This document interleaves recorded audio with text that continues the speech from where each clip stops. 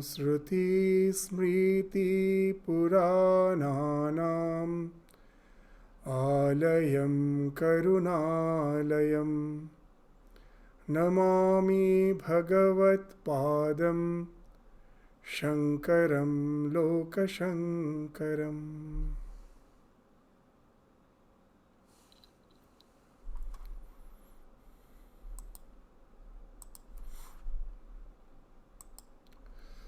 So today we will take up from the 92nd to the 97th verse of the Vivekachudamani, which describes the subtle body, the Sukshma Sharira.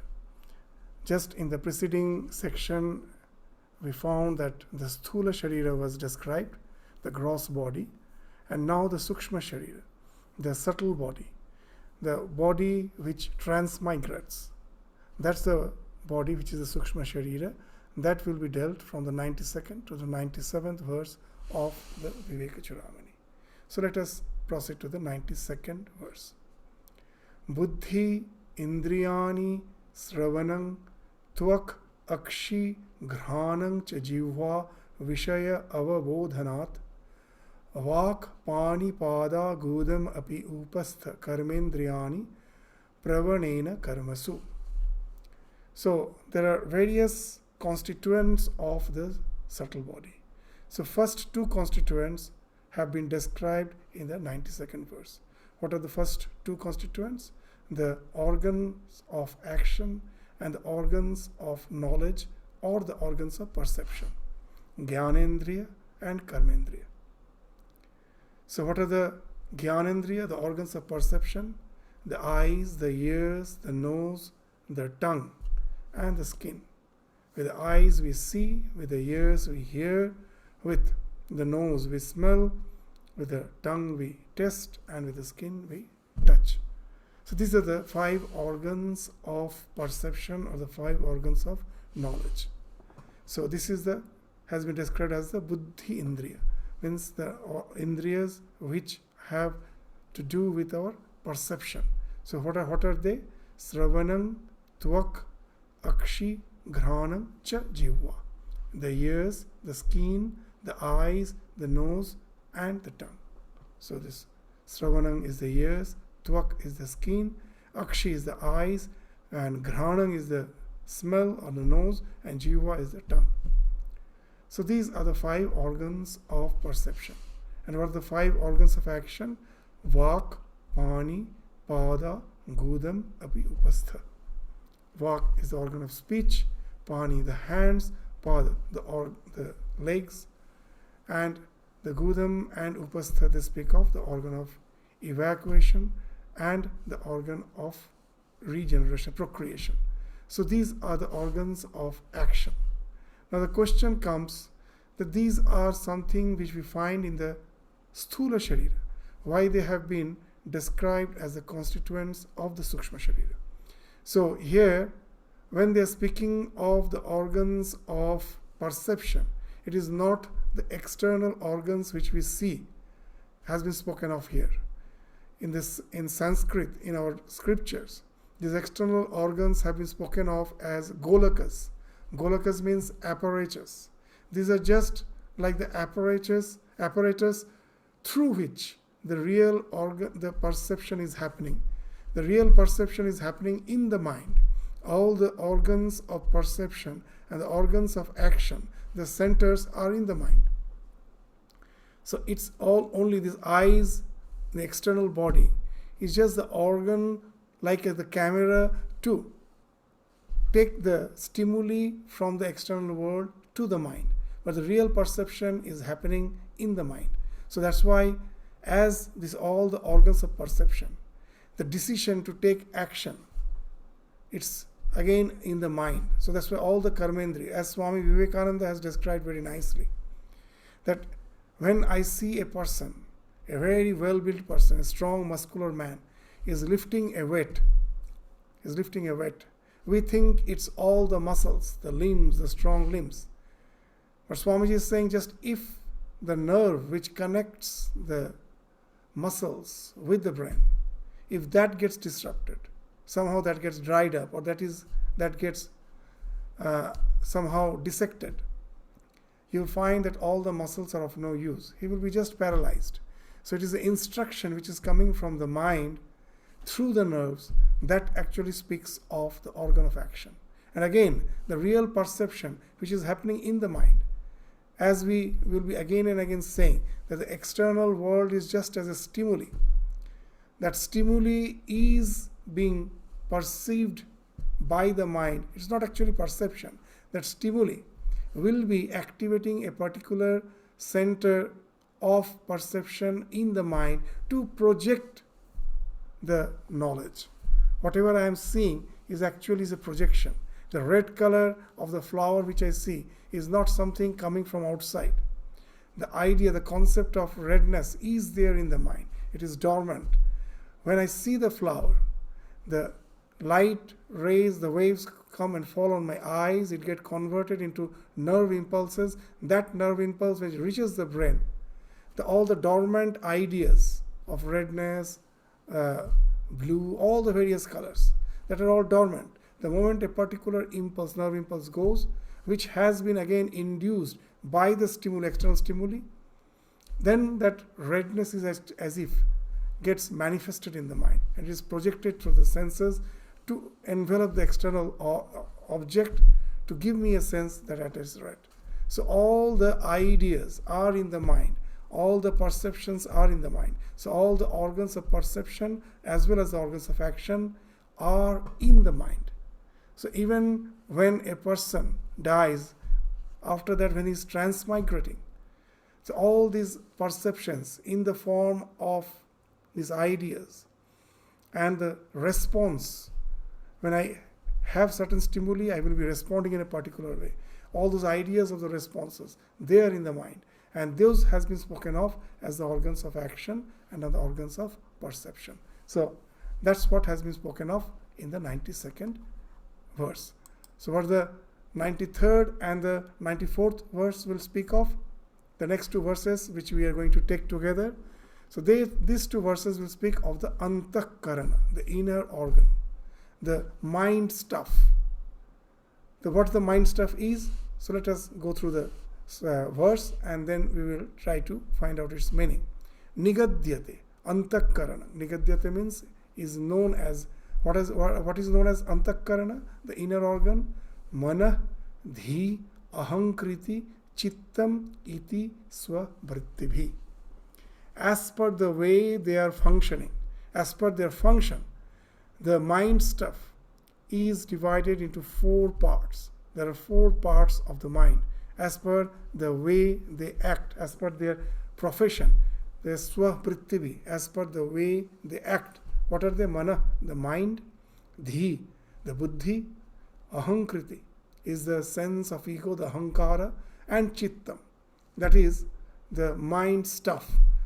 What actually it means, the chitta, this is the mind stuff. So these are the 4 parts. We will come to the discussion. And then each of them will be defined, that what is mana, what is buddhi, what is ahankara, and what is chitta. This manasastu sankalpa vikalpanadibhi. So in the sankalpa vikalpa, this in the mind, whenever I am seeing a thing, the mind what it does, it determines, it considers the pros and cons of a thing. What actually it means, we will go to the discussion. That when I am seeing a thing, it will decide whether what it is and what it is not. So this seeing the pros and cons, the sankalpa vikalpa, that what it is not. So this, the mind will, is function of the mind is to find out from the storehouse of all the ideas the exact permutation combination of ideas which represents that object that is manifested in the mind. The mind will be creating a vision of all the ideas which represents that object. Before proceeding further, just let us try to understand that what sankalpa vikalpa means. This is seeing the pros and cons. So when I am seeing a red flower, so what are the things? The redness, that's the thing I am seeing. I'm seeing its texture. I'm feeling its texture. If I'm having the flower in my hand, whether it is very smooth or it has a rough texture, that I am feeling. I'm seeing its shape. I'm getting its fragrance. So what is happening in the mind? The idea of the color, all the colors are there. What is Sankalpa Vikalpa? Of all the colors, one will be selected. Just like when you go to the library and you want to access certain book, and there are certain call numbers, accession numbers. You go to the librarian, as per the call number, he will go to the exact place to just pick up the book which you want. So for that, the call numbers are there. So based on the call number, he will search out from this catalog, he will find out the call number, go to the exact location and pick up the book. So that's what is happening in the mind. That all the ideas are there. When an external stimuli comes, the corresponding information that is picked up. So the redness is picked up. The texture is very smooth flower. That smoothness, where the texture, for that there is a center. All sorts of texture are there hidden there. It's a library of all the textures are there. Of that, the smoothness is picked up. The shapes, the library of all shapes are there in the particular section of the mind. From there, the particular shape is picked up. For the smell, there's a library of smell is there. From that, one particular smell is picked up, fragrance is picked up. And this all will be conglomerated. They will be synthesized to create a whole. Actually, when I am perceiving, the perception is a piecemeal perception. Through the eyes, the vision is happening. Through the ears, the sound is coming, and through the nose, the smell is going. All gets conglomerated, synthesized in the mind to create a sense of whole. That when I see the flower, and I feel that in the one part of my mind most probably the entire flower is perceived. No. The various perceptions are happening in the various centers of the mind, and they are conglomerated and presented in front of the buddhi. The buddhi is the one who this names and labels the thing. He has all the names and labels of all the things which the mind conglomerates. So that is Nishchayatmika. The buddhi is Padartha Adhyavasaya Dharmata. The Adhyavasaya, through the study, what the exact dharma of that thing, that is determined by the buddhi. It is Nishchayatmika. It determines. So mind has the capacity to select a thing from all the pros and cons it judges, and from that it picks up all the corresponding ideas and conglomerates them. Just to give an example, when you are watching the movie, when I'm looking at the screen, some character is conversing with some other character. What the feeling we have? We feel that character is actually talking. But what's really happening? Sound box is somewhere else. It's not. In the screen there is silence. There is no sound. Only the lips are moving. And the sound box is somewhere else. Sound is coming from somewhere else. You're seeing from somewhere else. These two are conglomerated, are synthesized in the mind to give you an impression that character is speaking. So now you will understand what the mind is doing. So it's all the piecemeal perceptions. It's picking up and it is creating a synthesized whole. So these all piecemeal perceptions are called the tan matras. Tat matra. Only that. They're all, then they become panchikrita. All these five senses, they all conglomerate, they synthesize to create the sthula bhuta. The idea of this gross world which I see, gross world of name and form, it's something which is composed inside the mind. And then the buddhi determines, oh, this is this, this is that. Based on the vast fund of knowledge which is already within it. The mind is not the tabula rasa. It's not something vacant. When a small child is born, we think that his mind is vacant with knowledge we have to fill up. No. If the mind was vacant, no knowledge was possible. That's why Swamiji says that education is the manifestation of the perfection already in man. All the knowledge is already there. What we are doing with the help of particular stimuli, we are manifesting that. So that's the thing the buddhi is doing. Buddhi is nishchayatmika, it determines. And what ahankara is doing? It is creating the sense of identity with the body-mind complex. Atra abhimanat ahamiti, that I am this body-mind complex. This sense of identity is also a function of the mind. So this function of the mind has been defined as ahankara. And now, what is the last thing? The last thing which is the chitta. Now, when the moment the external world gives me the knowledge, and what is the relation between the knowledge and the sense of ahankara, that me, that I have the idea that I am this body-mind complex. The moment the conscious principle gets identified with the body-mind complex. Now what happens? The knowledge which the mind places in front of it, now I will approach with that idea of his identity, that whether it is going to sustain me, nourish me, it is going to give me pleasure, or it is something which is unpleasurable, it is detrimental for my well-being. Based on that, I will develop certain feelings. Raga, dvesha, abhinivesha.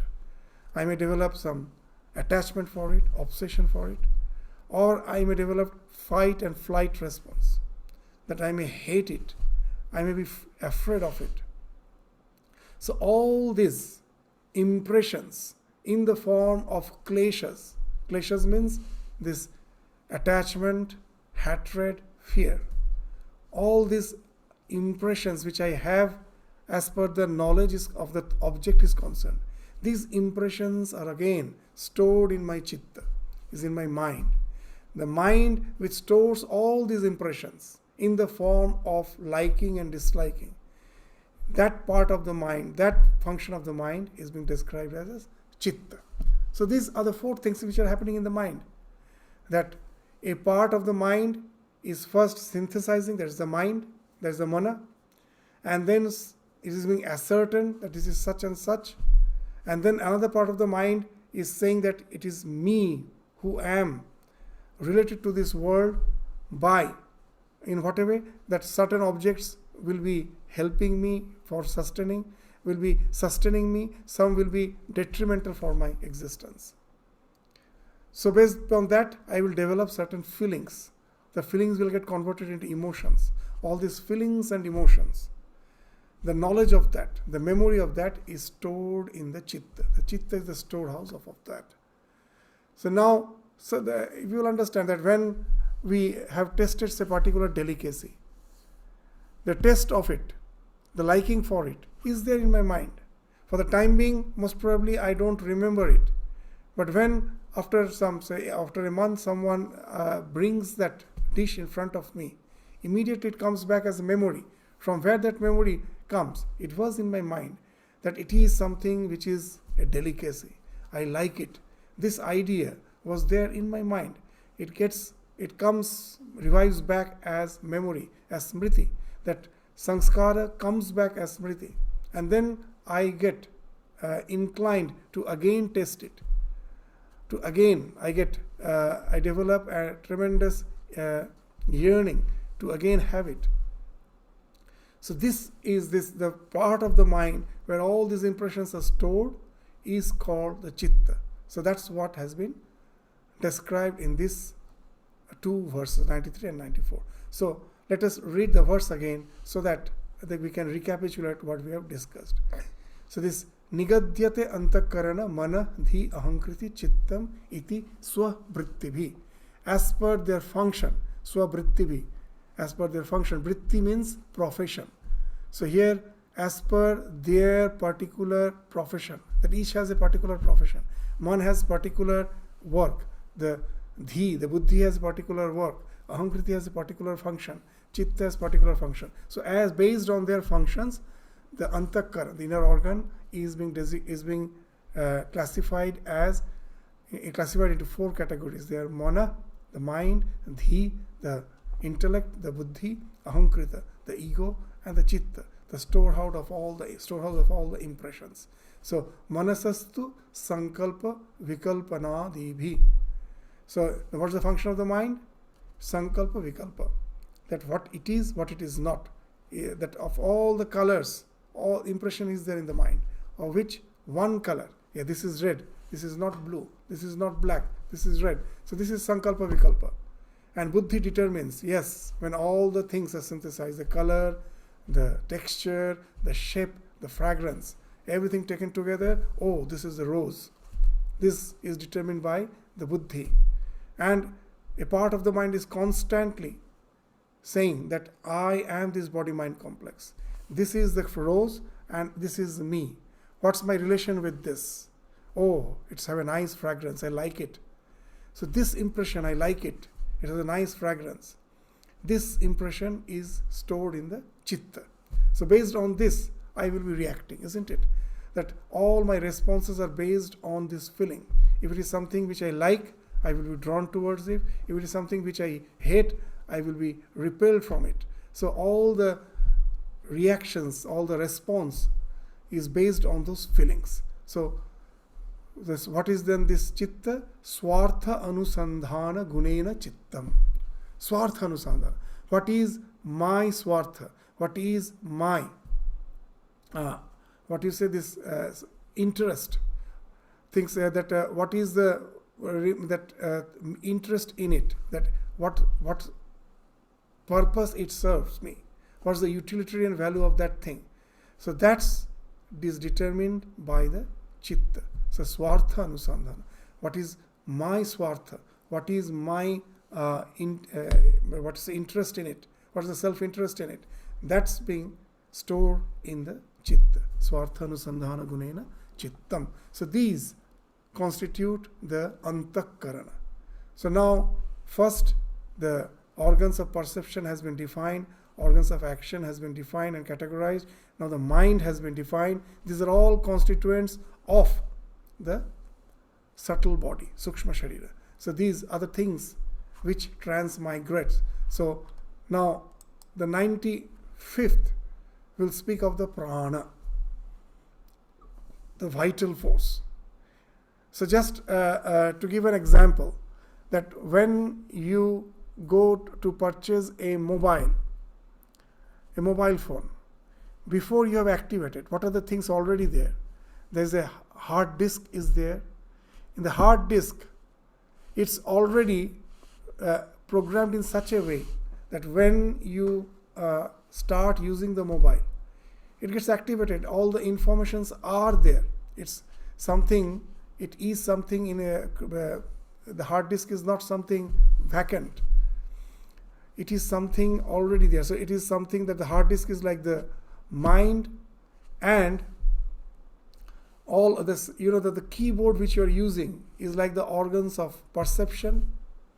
All the things which you are seeing in the monitor is the response, that is the organs of action. And the chitta is, the hard disk is the chitta. And what is the prana? The battery. See, why we are saying there is the vital force? That we may say that all the energy comes from food. Then how come when we transmigrate, the sukshma sharira is having the prana is related with the food. It is just to understand this, that's why we are giving the example of battery.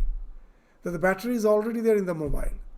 We charge it, and then if we plug in a mobile for charging where the battery is not there, can we charge it? We cannot charge it.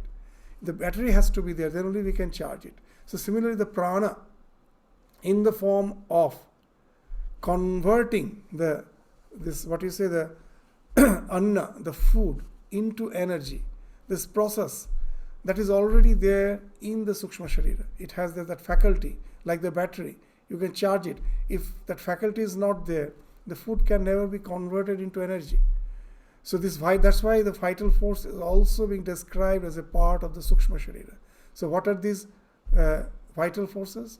So just the way that we have an idea of unified force, unified energy, It is the one energy which is finding expression as gravitation in the external world, as the electromagnetic force, as the weak nuclear force, as the strong nuclear force. All these ideas we have, that is a one force which is finding expression as all this force.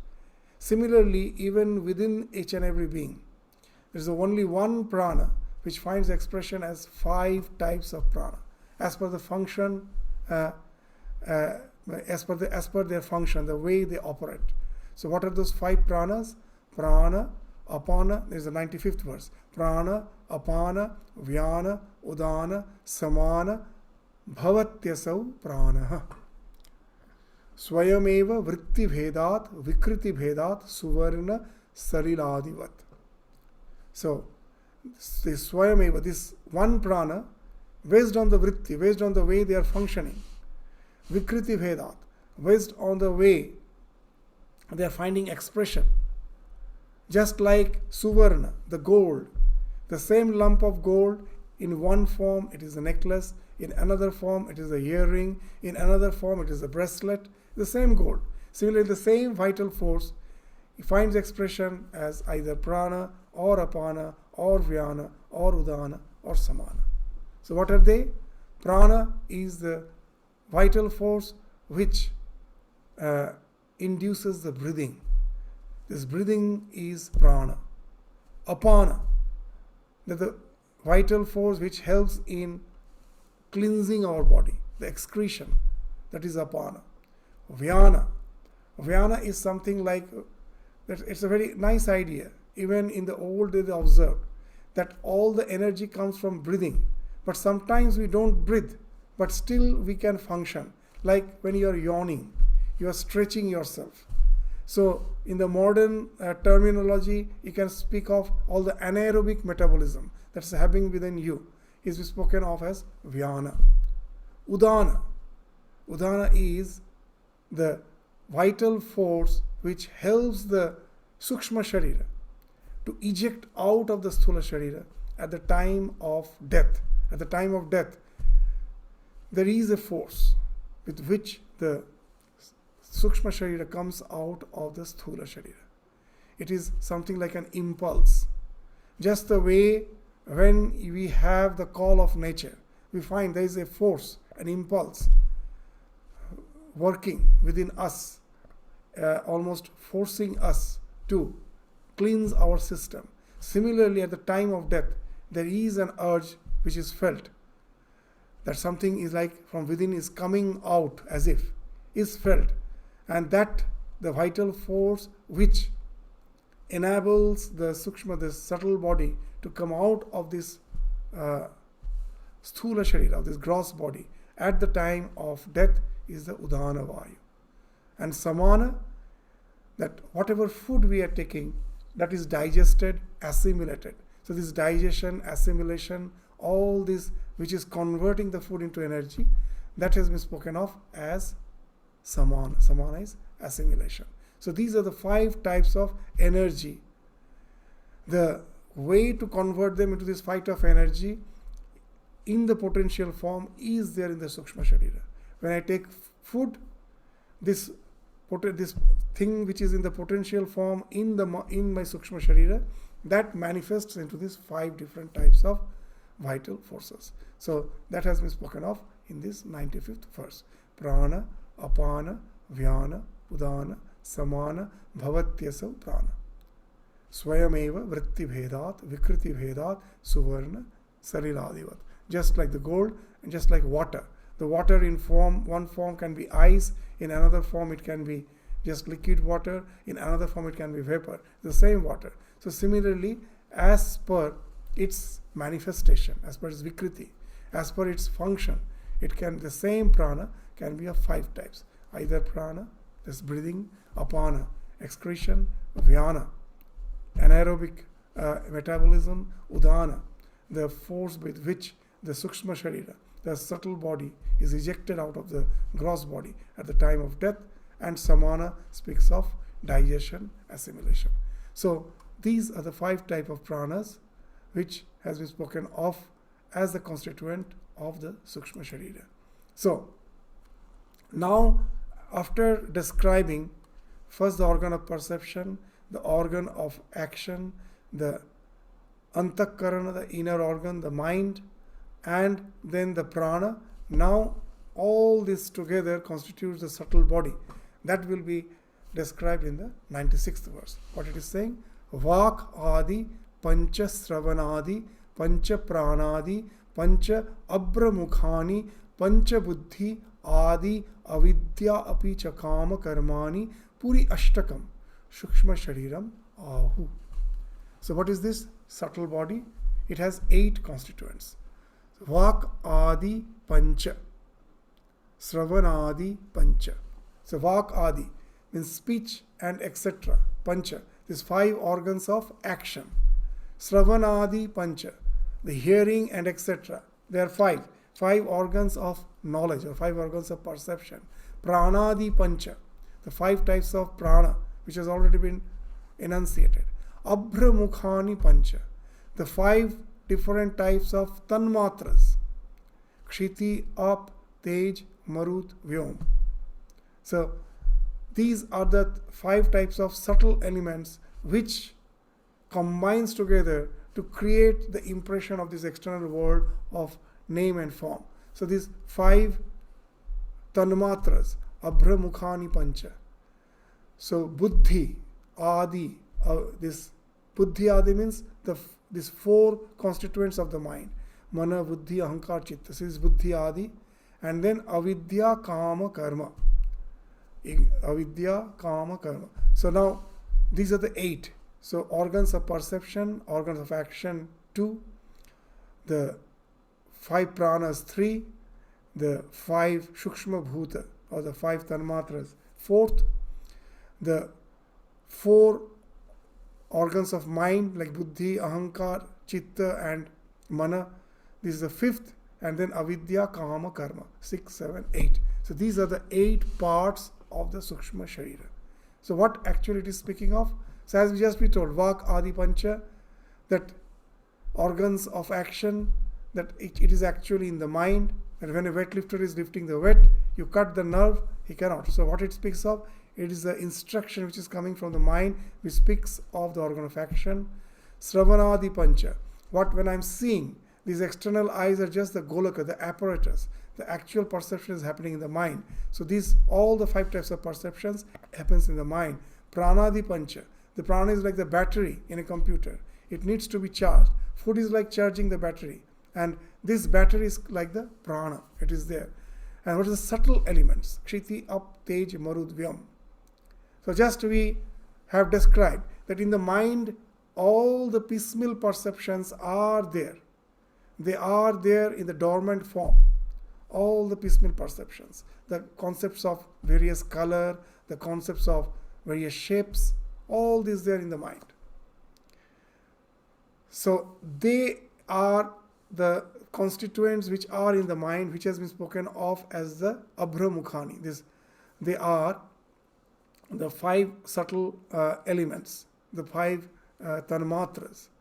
Buddhi adi, this manas, buddhi, ahankara, chitta, this is buddhi adi. And avidya, kama, karma. So let us try to understand that what it is speaking of.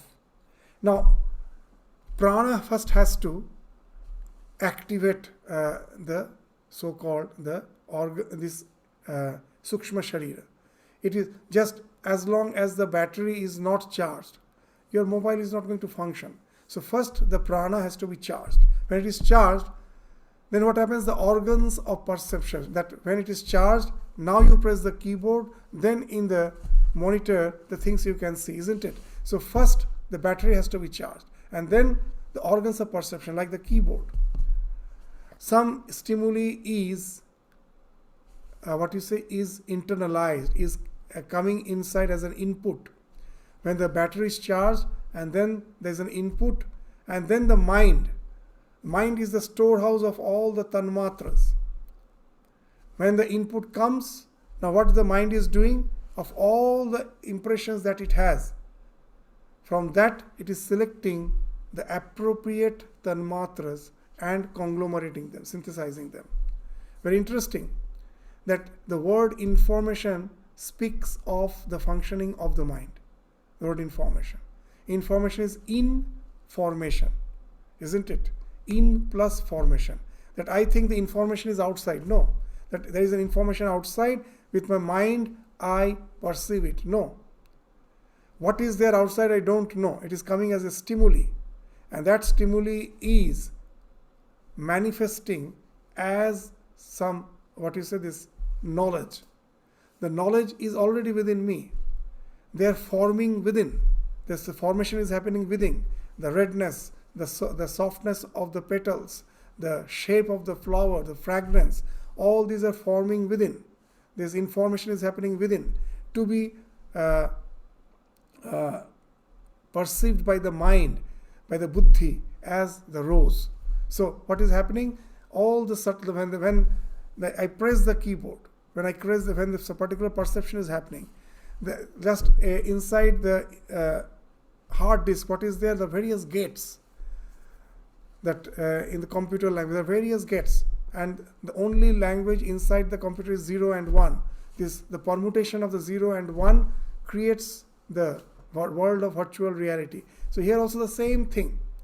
So when the 0 and 1 is a tanmatra for the computer, and for our mind, there's so many, all these various type of perceptions which conglomerate to create this world of reality, of name and form.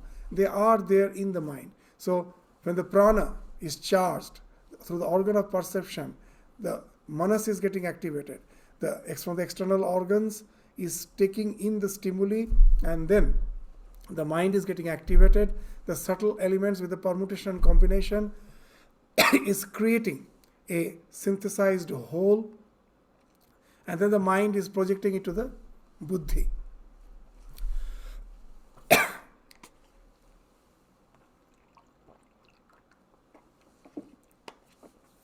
The buddhi is determining that what it is. Now comes ajnana. Because of ignorance, that I am developing a sense of ego, that I am this body-mind complex. So ahankara comes into picture, and because of ignorance, ajnana. And then when this ahankara develops in the storehouse of my chitta, or whether the thing is favorable or unfavorable, that feelings are already there. From that, the kama, the desire arises. Whether I should acquire it, or I should be away from it. I should discard it. So all these desires in the form of kama, that arises in the mind. And then, accordingly, we will be acting upon it. The organs of action comes, and the karma, it finds expression as karma. So now you will find that all the 8 things, all the 8 constituents are coming into the picture to enable a being to respond to a particular stimuli. So what's the difference between an inanimate object and a living creature? What's the difference?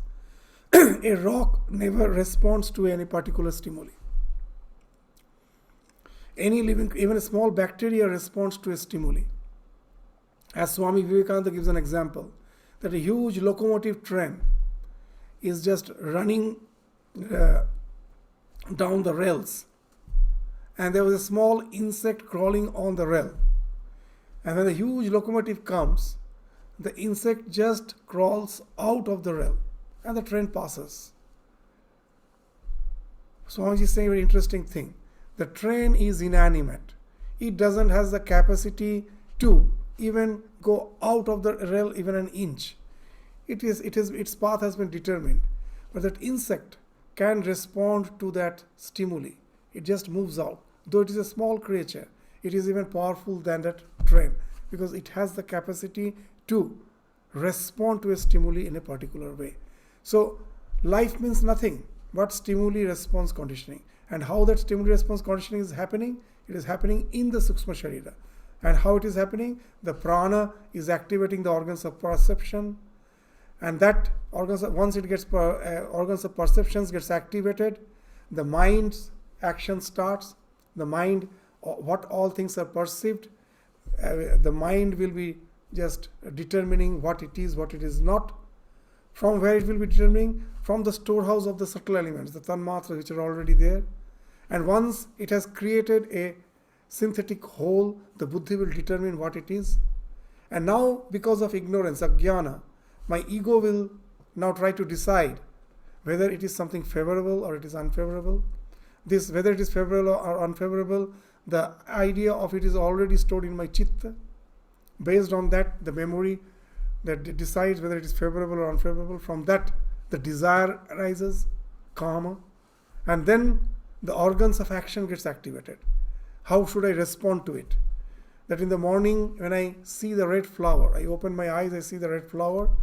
Based on my inclination, I may go out, pick up the flower. If I am a devotee, I will go and offer it in the altar. Or if I am just a lover of beauty, I will create a vase and keep it in my dining table.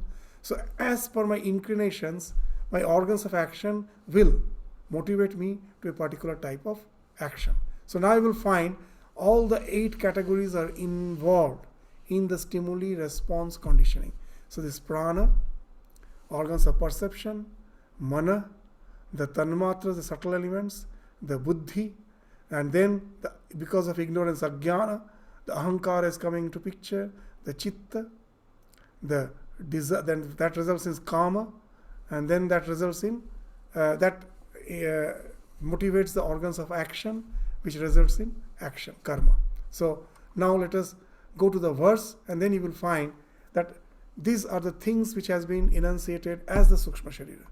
So if we really try to relate to this analytical faculty in those days, you will find it is wonderful. From their standpoint, the way they are describing the entire, this so-called subtle body, is something really magnificent. What it is saying? Vakadi pancha, Sravanadi pancha, Pranadi pancha, Abramukhani pancha, Buddhi adi avidya apicha kama karmani, Puri ashtakam, Shukshma shariram ahu. So this is the Sukshma Sharira.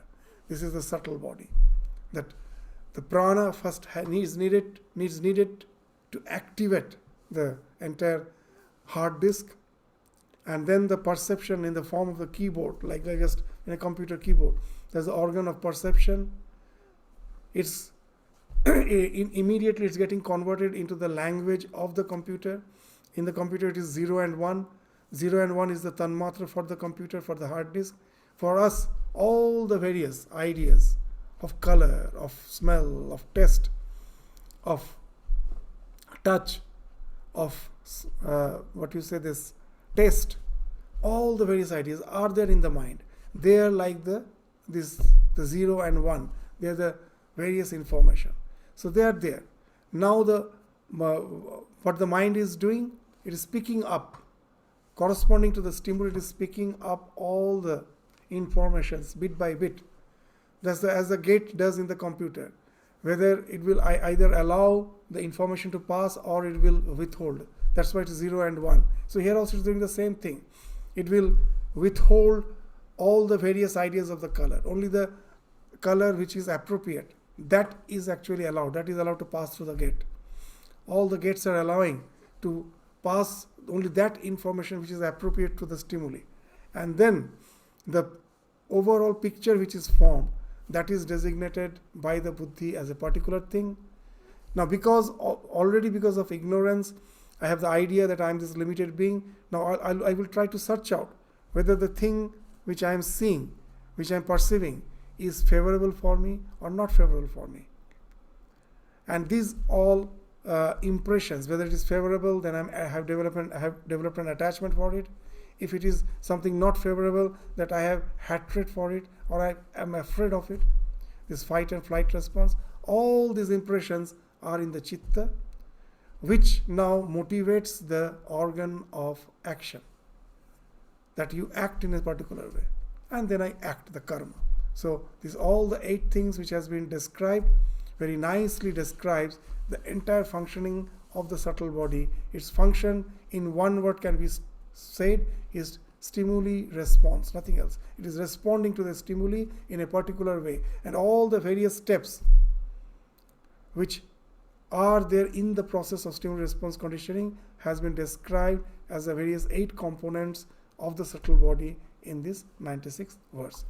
So the last verse describes the process which we told, that is being described in the 97th verse.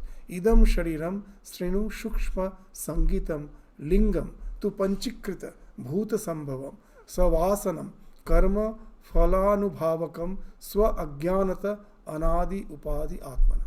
So listen, what srinu? Listen, this subtle body is also called the linga sharira. Linga means sign. That how can that nowadays they say that we can clone. The idea that if we through the cloning we can get the exact replica of a being, they say.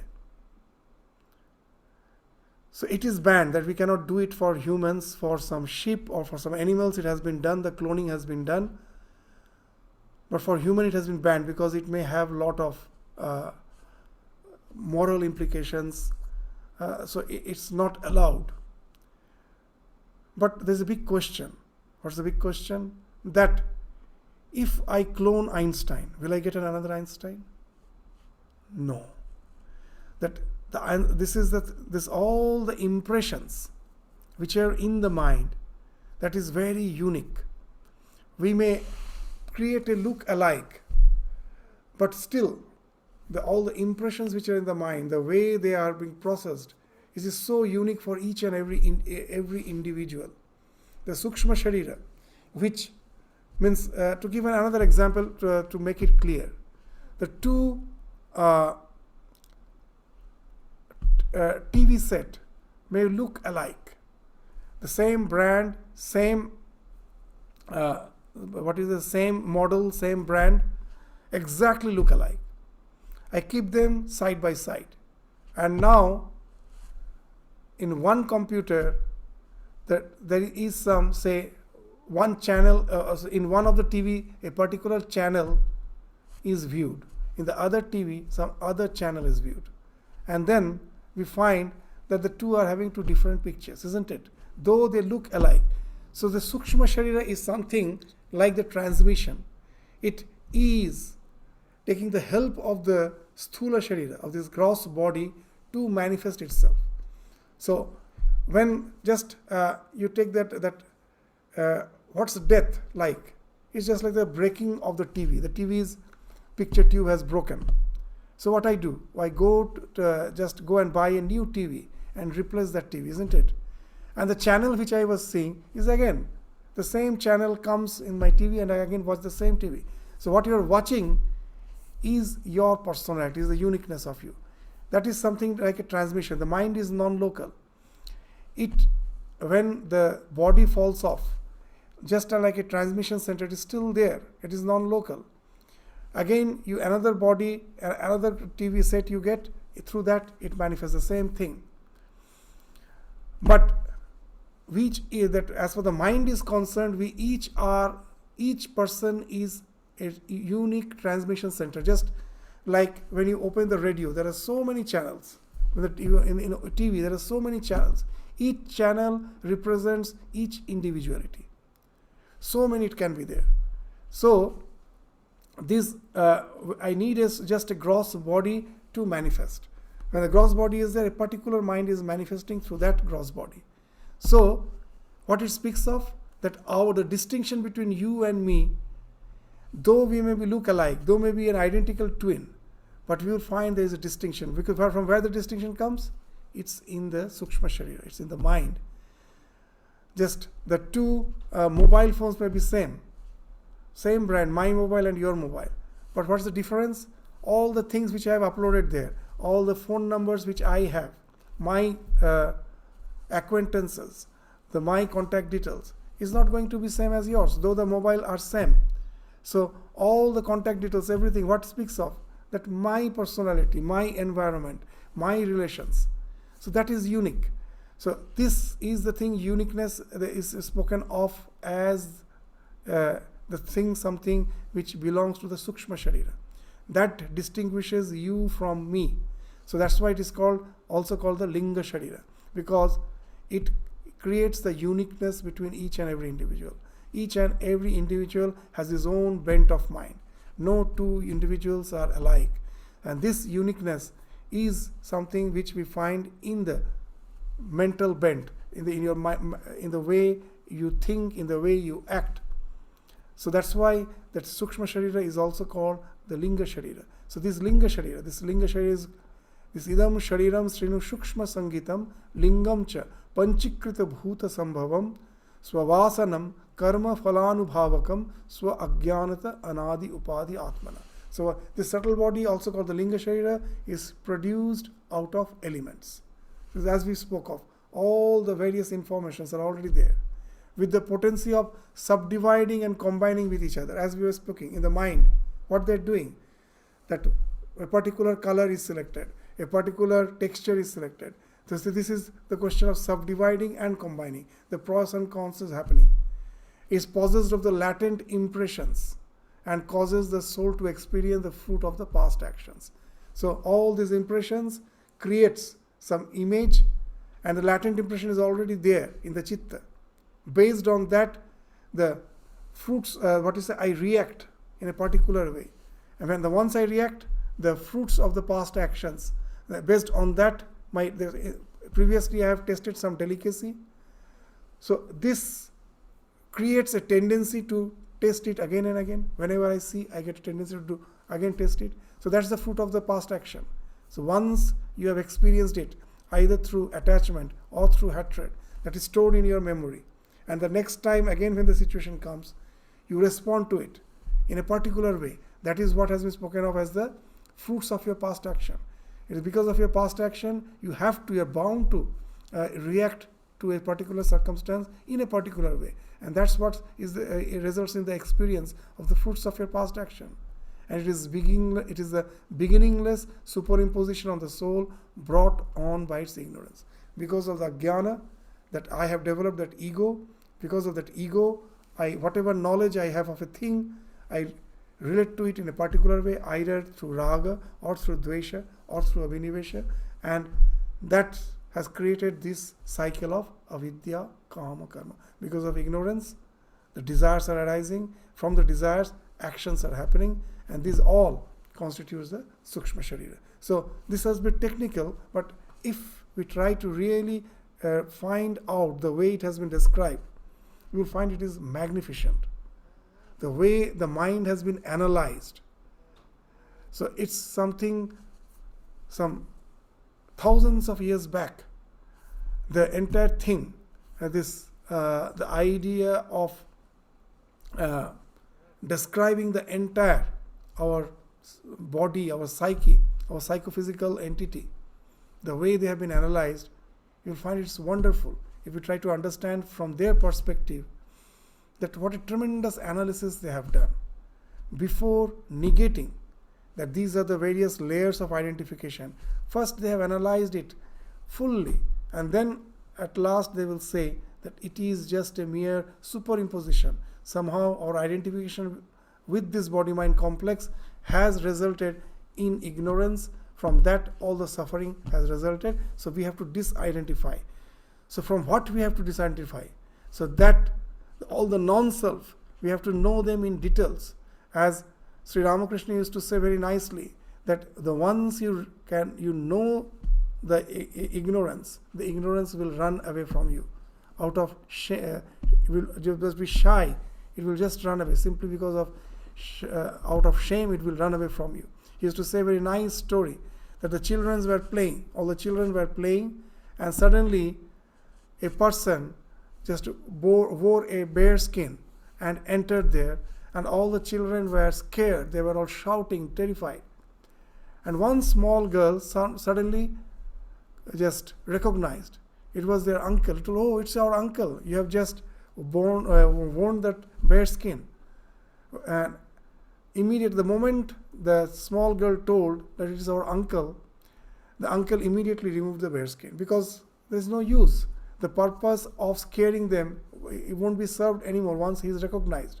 So similarly, the ignorance falls off once it's recognized. So to recognize it is very important as per the path of knowledge is concerned. So to recognize the ignorance, you have to be very analytic to understand how the mind is working, how it is fooling us at each and every moment of life. Unless with full analysis you understand that, it is not possible to negate it. So that's why that Shankaracharya, in a very meticulous way, have taken the job of analyzing first the Sthula Sharira and there's the Shukshma Sharira, and he will proceed to negate them all so that at last we can get established in the self. So we will continue with the further layers of this identification one by one in the succeeding verses. So with this we stop our discussion today. Thank you all. Namaskar.